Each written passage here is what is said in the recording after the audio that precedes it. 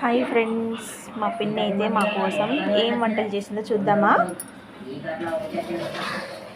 Bagara rice, ఇవి chicken, ఉల్లిగడ్డ, రైతా, పెరుగు పచ్చడి. చూసారు కదా ఫ్రెండ్స్, మా పిన్ని అయితే మా కోసం ఇవన్నీ వంటలు చేసి పెట్టింది.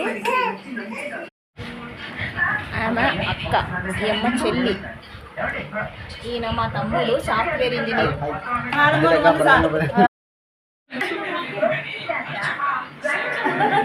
నా తమ్ముడు చోట తమ్ముడు, సాఫ్ట్వేర్ తమ్ముడు.